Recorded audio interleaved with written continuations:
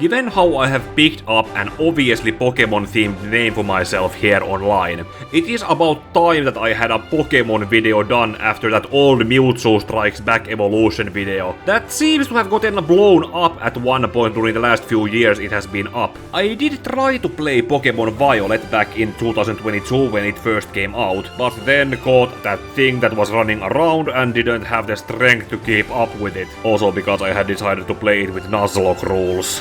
Then I finally decided to make a poll on what games to stream later this year, and my audience voted for me to try streaming a Pokémon game again. It's a good thing I decided to pick up Let's Go Pikachu on my Switch, mostly because I had ended up getting a new PC during my playthrough, and wasn't sure if the save files on my emulated ROMs would survive the data transfer. So, Pokémon Let's Go Pikachu, to those of you unaware, is one of the two updated remakes of the first generation of Pokémon games that came out in 2018, the other one being Let's Go Eevee. Before them, Nintendo and Pokémon Company had remade the original Pokémon Red and Blue on Game Boy from 1998, with Pokémon Fire Red and Leaf Green back in 2004 for Game Boy Advance, but the Let's Go games were more inspired by Pokémon Yellow, which was made to be more of a remake of Red and Blue, with influence from the Pokémon anime starring Ash Ketchum in Red's place. The last time I played Let's Go Pikachu was back when it first came out in 2018, which was back when I was still in college 2 apartments ago. So after all that time, this felt like a refreshing experience to go through,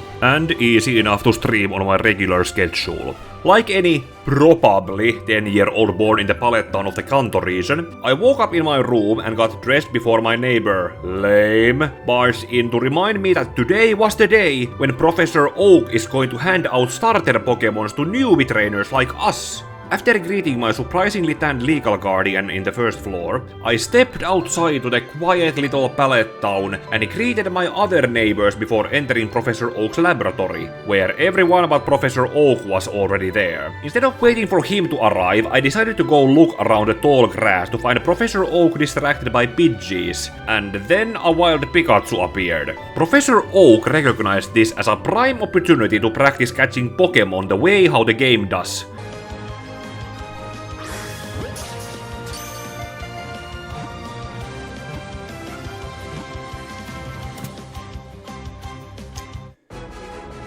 Alright, kohta Pikachu. This Pikachu, however, refused to stay in its Pokéball and rushed, still inside, to Professor Oak's lab, where Lame was making a huge number out of its presence. But then the Pikachu I caught into it comes out, and now I have my starter Pokemon, whom I decided to name after Patrick Stewart's Starfleet captain as Jean-Luc, just like how Ash Ketchum himself did in Pikachu's Electric Adventure manga. Starfleet was founded to seek out new life. Well, there it sits! Professor Oak then gives both me and Lame a Pokédex to do what he seems to have forgotten Red and Blue have already done, and sends us to travel around the Kanto region. I see my mom before heading towards Viridian City, where I notice those three that have no reason to be here blocking the road, and then I'm forced to go back to Pallet Town when this Pokémart clerk asks me to deliver a parcel to Professor Oak. Returning to his lab to hand it over, Lame challenges me to a fight against his starter Eevee.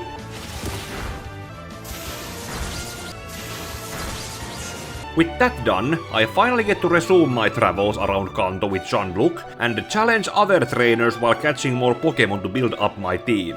Since the Viridian City gym is locked, I move to get through the Viridian Forest to make it to Pewter City and end up catching this Oddish. As with a grass type, I should be all good to challenge Brock's rock type gym. It solos its way through the trainers on the way to Brock, and for that reason, I decided to name him Willy, who shows his dedication to me by single-handedly defeating both Brock's Geodude and Onix.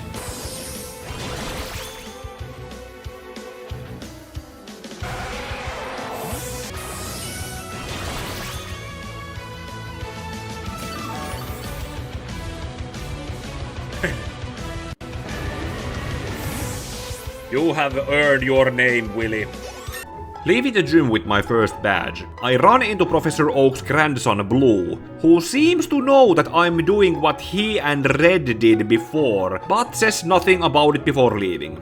On my way towards Mount Moon so I could get to Cerulean City for the next gym, I battle all kinds of trainers to level up my Pokémon and see which ones of them are strong enough to be kept for the long run. Then before entering Mount Moon, I buy a Magikarp from this guy and focus on leveling it up with the team expansive XP share and run into these three again, feeling like their presence does not work without the purpose of wanting to steal my Pikachu from me. Hand over that Pikachu. Hey, this is my Pikachu! Go out and find your own! The only Pikachu we want is that one. We're only looking for the rarest, most valuable Pokémon in the world, kid. And that special Pikachu's just the kind of Pokémon we need. I end up fighting higher tiered grunts of Team Rocket while also catching this Zubat, and then need to choose between these two fossils so this nerd can let me through. Jesse and James end up catching up with me one more time, but I eventually emerge at Route 4 and make it to Cerulean City. Since I have made enough money from defeating trainers challenging me, I can afford to throw 500 Poké Dollars into this wishing fountain, which seems to make John look happy.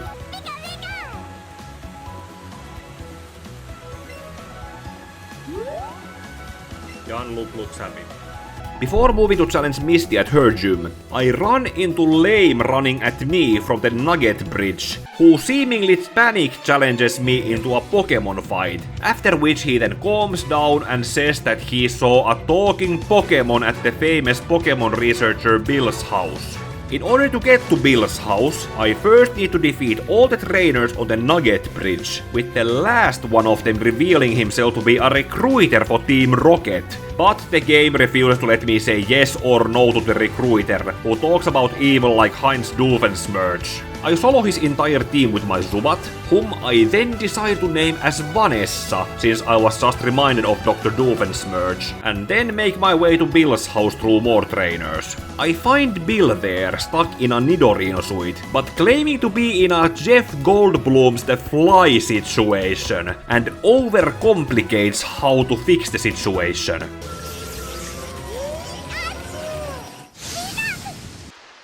Which one did Bill come out of? Bill then pays me for my silence about this incident with a ticket to the cruise ship SS Anne. But that is all the way in Vermilion City and I haven't even challenged the local gym yet. Misty sends out her Psyduck and I send out Willy, not realizing that his double typing as Grass Poison is weak against psychic attacks. But Willy still had it in himself to defeat Misty's Psyduck. Have to give it a headache myself! Don't do it, Misty! Misty next sends out her Starmie, and I make Willy spam Absorb on it to keep healthy and to sap out its health, which is a strategy that works, and I earn my second gym badge.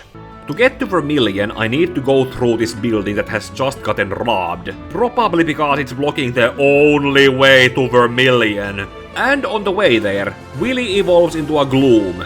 The Vermilion gym is also blocked by a tree, so I decided to run back to Cerulean and find this guy, who decides to give me a free Charmander, whom I named Chad. Just like how Officer Jenny in Vermilion gives me a free Squirtle, whom I named Leonardo. Before I board SS Anne, Chad evolves from a Charmander into a Charmeleon, and I decide to board the ship only to learn from Lame and Blue that the party on board is over. So, I decide to take what advantage I can by challenging the trainers on board, when they are still fatigued from whatever activities they took place in to level up my Pokémon. Vanessa evolves into a Golbat, get winning money from them, watch Jean-Luc pull a Leonardo DiCaprio,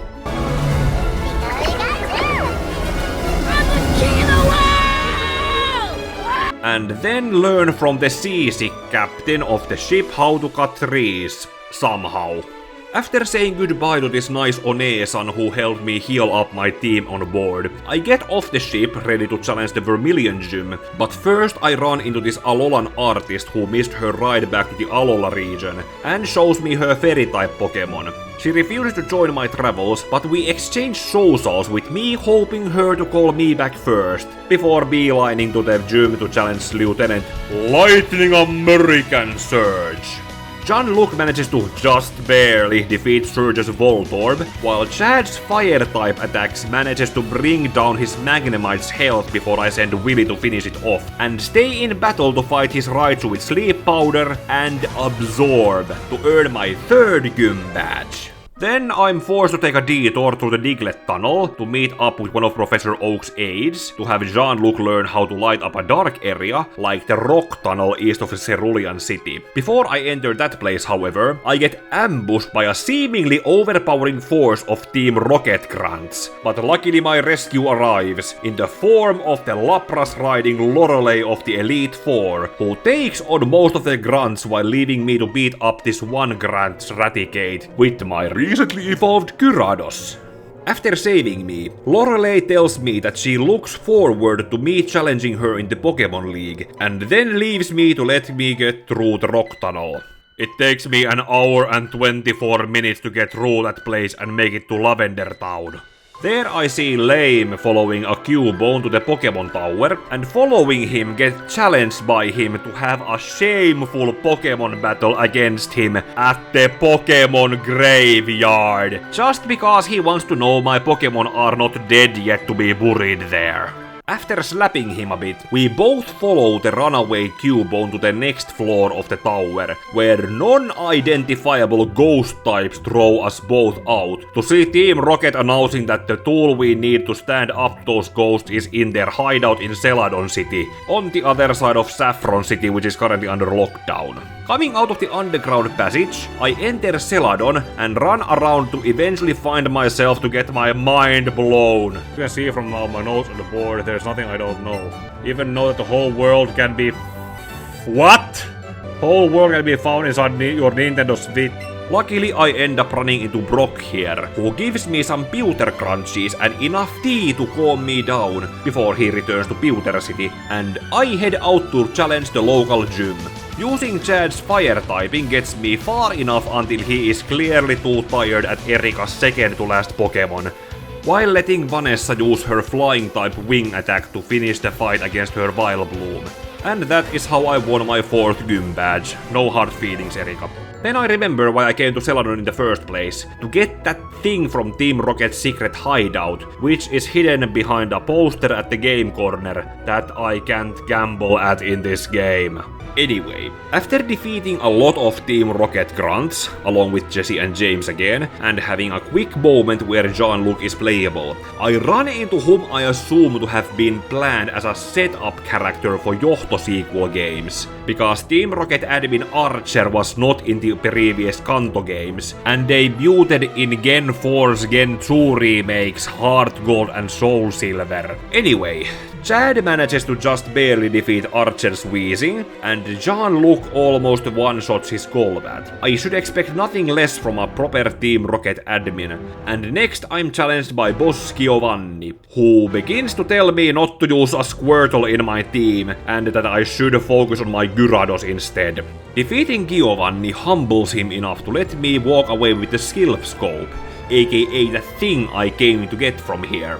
Afterwards, I return to the Pokémon Tower with this flying contraption that this one guy next to the game corner gives to me, and enter using the Silph Co to identify the ghosts here to be Ghastlies and Haunters. Catching some of them and battling the possessed channelers around the tower, I climb it with Lame, who stood and waited here while I went to Celadon, until we reached the big bad ghost that the Silph Scope reveals as the runaway Cubone's Marowak mother, whose restless spirit was not allowed to move on, because Team Rocket just has to be here too, just begging to be. After rescuing Mr. Fuji, the caretaker of the Pokémon Tower who didn't even realize he was in danger, he gives me the Pokéflute, which I can use to awaken sleeping Pokémon only outside battles. Like with the 2 sleeping Snorlaxes south of Lavender Town and west of Celadon City. Because I need to go do some shopping at the Celadon department store, I head back that way for a Leaf Stone and evolve Willy into a Vileplume. but for some reason end up going back east to bribe my way to Saffron City with some of that tea Brock gave me. What was in that tea? A very light opiate. And against my better judgment, probably because I also drank that tea, I end up going to the Silph Co building, where Team Rocket has taken it over, with Blue conscripting me and Lame to pull a die-hard on them, after testing out how strong my team is first. Vanessa barely takes out Blue's Executor, while I let Leonardo take on his Charizard. Yes, Blue canonically has Charizard, as this game is following the Pokémon Adventures manga's canon, where Blue got Charizard, Red got Bulbasaur, and Squirtle was given to a character we meet late in the game. But alas, Leonardo is too weak against Blue's Charizard and faints, so Jean-Luc takes over by using Thunder against its Flying-type weakness. Defeated and content, Blue lets us go through and enter Silph Co building's upper floors, and I'm just going to skip to the part where Chad evolves into a Charizard from battling all the Team Rocket grunts, and this part where I found a framed image of the Spear Pillar in Sinnoh, as probable foreshadowing to the Gen 4 remakes people wanted at the time, and to the 2 games set in the Sinnoh region that we got. Eventually I got that far that Lame caught up with me but stood back to fight Archer so I could continue, only to run into Jesse and James again. Long story short, this fight was another wake-up call that I needed to balance my team more. When I eventually reached Giovanni to have a rematch with him, I knew this more than ever, especially with how slow Leonardo was even when evolved into a Blastoise. With Team Rocket driven out of the building, the president of Silph Co thanks me by giving me the Master Ball, which I only need to save for one Pokémon late in the game. I also got a Lapras from this one salaryman, but didn't end up using it. As Chad has now evolved into a Charizard, I fly on him to Route 16 to use Mr. Fuji's Pokéflute to wake up the Snorlax blocking the road and catch it as the needed tank for my team. And by the way, this Snorlax is one of the few wild Pokémon that you need to fight before catching it, since these Let's Go games were more inspired by Pokémon Go, where you just caught the Pokémon that you came across in the wild through this physical minigame. With Snorlax added to my team, with moves that would need to be edited with TMs later, I made my way towards Fuchsia City on what used to be the cycling road, and was then hit with the realization of how the hell is CSS supposed to get from Vermilion City to the international waters, when her way there is blocked by the former cycling road, and these isolated sea routes around the Seafoam Islands and Cinnabar Island. And where did this Psyduck come from? No, I refuse to teach Jean-Luc any of these illegally broken moves you're trying to sell me. And how did I manage to get to the Fuchsia City and this guy was leader Koga all along? Do I still have any of that? Never mind, next gym battle. Where did this Golduck come from? That mysterious Golduck deals with Koga's wheezing, as I realize it's the only Pokémon on my team that knows psychic moves, which are more effective against Koga's poison types. I decide not to let it faint too soon, and send my Snorlax to next phase Koga's Muk, who quickly gets poisoned and beaten out of the fight. So Chad takes his place and traps Muk into a fire spin, and it then starts to spam Protect, but Chad manages to defeat it in the end. Koga next sends out a Golbat that Jean-Luc one-shots off the area with a praiseworthy critical Thunderbolt attack. Koga's final Pokémon is then a Venomoth, to which I respond with Vanessa, not realizing that it knows Psychic, and then I need to end the battle with Chad to get my 5th badge. Knowing I next need to return to Saffron City to challenge Sabrina's Psychic-type gym, I switch Gyarados back to my team and decide to travel Route 15 back to Lavender Town to get back that way, also to level up Gyarados so it can catch up with the rest of the team, since so far only he and Vanessa know Dark-type moves. By the time I reach Saffron City gym, I run into Officer Jenny, who is aware of how I alone took down Team Rocket at Silph Co, and makes me an honorary police officer with a uniform, which I use to rush past most of the other trainers to reach Sabrina. She ignores me as a man in a uniform and makes me realize that Officer Jenny may have set me up for something. Regardless, we battle 4-on-1 with Sabrina's Mr. Mime, disabling my Gyarados from using Crunch, so making me use Scald on it until he faints. Thank Arceus I wasn't playing on Nuzlocke rules. I switch to Vanessa, who finishes off Sabrina's Mr. Mime, and she next sends out her Slowbro, to which I respond with Jean-Luc, who thunderbolts it off the arena. Next up we fight with Chad against Sabrina's Jinx, which turns out to be a short fight, and finally Sabrina sends out her Alakazam. I send Vanessa into the fight, having again forgotten the disadvantage Poison has with Psychic, but Vanessa one-shots Sabrina's Alakazam with a super effective crunch attack. I win my 6th badge, but have also been humbled by this experience in having fought a legitimate 4-on-4 fight. No need to be shocked, Sabrina. In spirit, you also won this fight by teaching me to be better. Wait, you wanna hug? Sure, let's hug. Returning to Fuse City, I realize that I'm still wearing the police uniform and accidentally scare Jessie and James to drop some loot they found onto the sandy beach before running away. After having changed out of that incriminating uniform, I let my Gyarados out of his Pokeball and ride on him to the Seafoam Islands, where I discover the first of the 3 legendary birds of the Kanto region, Articuno, which Chad is able to thorn with Flamethrower in under 5 minutes, and now I have its Pokédex info along with it itself in the box. By the time I reach Cinnabar Island, the gym has been closed just like in Viridian City, but at least the gym leader has left a note telling that the key to the gym is hidden next door in the Pokémon Mansion. Before going to look for it, I take that fossil I found all the way at Mount Moo to the laboratory on the island and revive an Omanite to add its info to the Pokédex. And then I arrive to the Pokémon Mansion, mostly taken over by Magmars, Rattatas, Grimers, Raticates, Dittos, and burglars who challenge me into Pokémon battles along with these homeless scientists and... Have I seen you before? After activating enough switches and climbing enough ladders to sing Snake Eater poorly, I find my way to the basement with an ominous atmosphere and the key to the gym next to the pod where Mewtwo was grown in. More about Mewtwo later, because now is the time to use this handy and hopefully child-friendly teleporter to exit this mansion, visit the Pokémon Center to heal up my Pokémon, and finally name my Gyarados after Geralt of Rivia. Then I go to challenge Blaine's pop quiz show that doesn't win any money to make me a millionaire, but I get to fight Blaine otherwise fresh off without needing to fight any of the trainers there. Geralt earns his name in this gym battle by beating Blaine's Magmar, Arcanine, Rapidash, and Ninetales, and by getting me my 7th gym badge.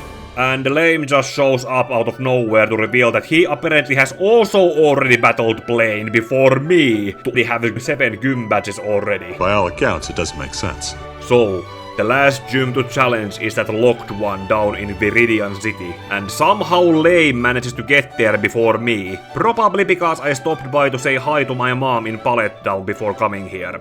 We end up U-turning our way back to Pallet Town to ask Professor Oak if he knows where the gym leader is, or someone who would know where the gym leader is. Instead, we find Blue visiting him, probably to remind his grandfather what his name is, and to pass on keystones to me and Lame with Mega Stones for the Kanto starters, meaning that I can now make Chad Mega Evolve into Mega Charizard X and Mega Charizard Y. Blue does acknowledge our inquiry about the Viridian City gym and sets out to look for it.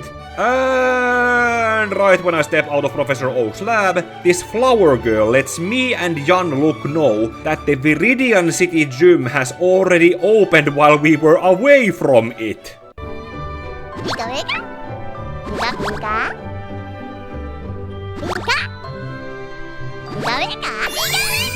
Well, now I managed to do that.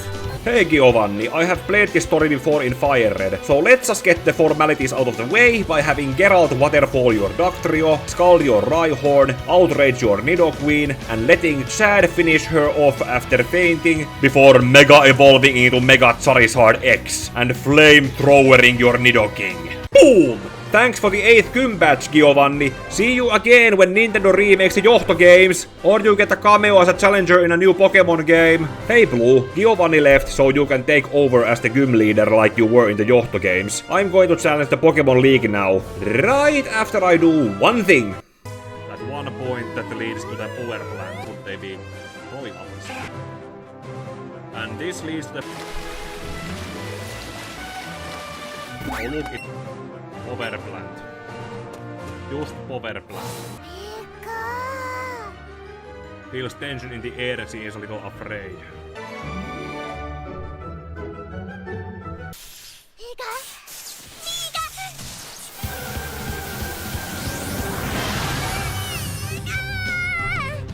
I want to take the other one down. I believe in you, Jean-Luc.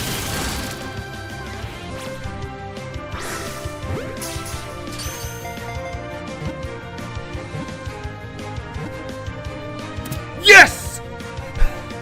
Zapdos is mine.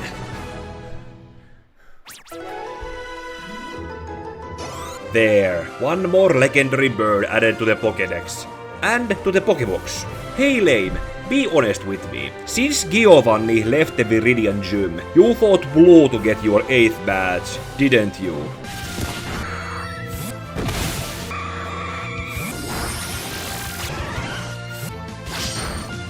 Blue must have let you win against him. Yeah, see you on the other side of the victory road. So, you have taken the others. And now you come for me. Prove your worth.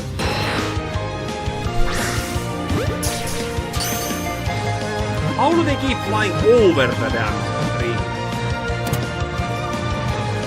That worked! After getting out of the victory road, I realized something I wish I had known before challenging Koga's gym, and fly by to Saffron City and back to pick up this Psychic TM, and use it on my Snorlax to teach him Psychic. I know I'm going to need it when I'm going up against Agatha's Ghost and Poison types. Also, it's time to give my Snorlax a name like with the rest of the team, so he is from now on known as Goodman. Right then, Geralt, Jean-Luc, Goodman, Vanessa, Chad, and Willy. Our first battle is against Lorelei, so let's give her what she must have been waiting for since we met her at Route 10. Okay, Lorelei is an Ice-type trainer, with her first Pokémon being a Dewgong. Jean-Luc, use Thunderbolt and finish off with Iron Tail. Lorelei next sends out her Jinx, to which I respond with Chad using Fire Spin, dodge her lovely kiss, and finish off with Slash. That is why your name is Chad. Next up is Willy's turn. Petal Dance on Lorelei's Cloister with one hit. And Geralt, scald her Lapras to burn status. And after taking a few blizzards that I had to heal in the middle of the battle, outrage Lorelei's Lapras off the field. Willy then deals with the Slowbro, and that is the first member of the Elite Four gracefully defeated. 1 down and 3 to go. Next up I need to challenge Bruno and his fighting type Pokemon. Real strength. Wow, imagine infinity someone like sitting down. Bruno found a way. Jean-Luc jumps early in on to fight Bruno's Onix and manages to just barely defeat it with double kick while taking some earthquake attacks, followed by Vanessa's wing attacking her Machamp with using Rock Slide. After defeating it, I keep Vanessa in the fight and heal her before Bruno's Hitmonlee also attacks with Rock Slide. Vanessa manages to bring its health down, but can't endure a second Rock Slide attack, so Chad flies in to finish it off. As I also realize that Bruno made his Onix start the fight using Stealth Rock, which damages all the Pokémon I bring out into the fight, even when Chad is floating in the air! Luckily, Willy can endure Stealth Rock when brought up next, and heals back by using Mega Drain on Bruno's Poliwrath, whose superpower attacks barely scratches Willy's grassy hide. Another Mega Drain, and Willy is still standing with full health as the Poliwrath goes down, even with Bruno's Hitmonchan unable to bring Willy down using fire and ice punches. Willy, you have been with us from early on, and I feel justified to say that I am proud to have you on the team. Okay, Agatha is next, and it is because of her why I went to Saffron and back to get that Psychic TM for Goodman. Jean-Luc jumps in first again, this time managing to take out this regular Arbok like Bruno's Onix. But for the rest of the fight I have Goodman use that Psychic move and tank all the attacks from Agatha's Gengar, Body Slam her Weezing, Psychic her other Gengar, and Jean-Luc can get out to Thunderbolt her Golbat. That is 3 out of the Elite Four defeated. Only Lance and his dragons remain. You know, Lance, it is possible to hear Claire, Drake, and Iris all laughing at you from Johtohoen and Unova. Jean-Luc, Thunderbolt on the Seadra, and on the Aerodactyl, then after enduring that earthquake attack, finish off with Quick Attack! Thunderbolt on that Gyarados, and now is Geralt's turn to scald up Lance's Charizard, that doesn't even Mega Evolve into its Dragon Fire type Mega Charizard X. Ha ha ha ha ha! You think your Hyper Beam can take Geralt down? Enjoy your defeat, as your Charizard needs to rest between turns when Geralt scalds it again. Okay, just Lance's only Dragon-type Dragonite left. Geralt, use Outrage! Endure that Outrage, and use Outrage again! I have done it. I have defeated the Elite Four, and now... Alright, Lame was somehow able to defeat them before me. Probably when I went to fly back and fought to Saffron for that Psychic TM. Okay, let me just heal up everyone so that we can stand on equal ground and have one more battle for the Pokémon League Championship. Oh, you are going to start by Mega Evolving your Pidgeot. Jean-Luc, use Thunderbolt. Endure that Heat Wave and use Quick Attack before Lame uses a full restore. Okay, Thunderbolt again, and is that Cubone from the Pokémon Tower now evolved into Marowak? Hey, Lame, you actually managed to... Okay. Willy one-shoot it with Petal Dance. Geralt, scald Lame's Rapidash like you did with the one at Blade Scum. Goodman, yawn at Lame's Jolteon to make it go to sleep. And Body Slam! Chad, Mega Evolve into Mega Charizard Y. Use Wing Attack on Lame's Vileplume, endure that Sludge Attack, and finish it off with Flamethrower! Lame had a slow bro.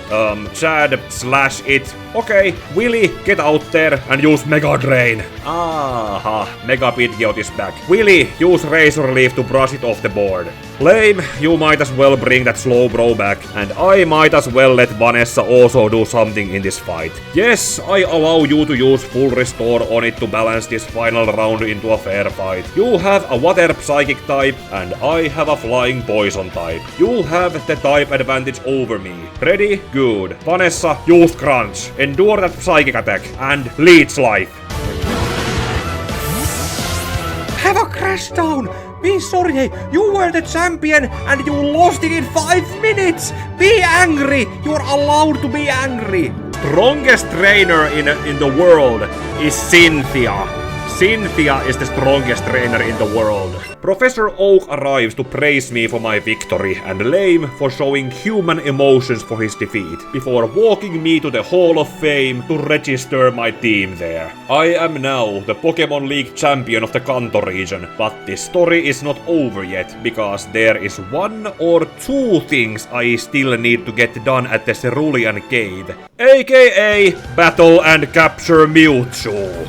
Which goes very poorly because Mewtwo is at level 70, aka 10 or so levels above the strongest Pokémon in my team. In the 5-minute limit given to the battle against Mewtwo, Jean-Luc is taken out, followed by Geralt, and when I bring out Vanessa, Mewtwo undoes their efforts by using Recover. Chad doesn't even get a chance to do anything but Mega Evolve into Mega Charizard X, before Mewtwo takes him out too. I am scared to bring out Willy as a poison type against Mewtwo's psychic attacks. So during the final minute, Goodman steps into the ring and loyally endures down to 1 HP while spamming body slams until Mewtwo is paralyzed into being too slow, and Goodman wins the fight with 16 seconds left from the 5-minute limit. I throw out the Master Ball and Mewtwo's information is added to the Pokédex, with Mewtwo going to the box. And this is why you should always get a Snorlax into your team, if the Pokémon game you're playing has Snorlax available on it. And after having caught Mewtwo, I'm caught up by her. This is Green, or Leaf, the female player character from Fire Red and Leaf Green games, who got cut out from the original Red and Blue games, but was added into the Pokémon Adventures manga as the 3rd trainer from Pallet Town along with Red and Blue, who ended up with Squirtle as her partner, while Red got Bulbasaur and Blue took Charmander. I have one more Pokémon battle with her, before deciding that I have had enough of this Pokémon game. Thanks for having been the last pleasant interaction I had with this game, Green. I wish we could see you in more Pokémon media that is not just fan-made. That then gets taken down because Nintendo is Nintendo. Anyway, if you watched the end of this video, thank you so much. I have been wanting to make another Pokémon video after 5 years, and this was so far the best I could do.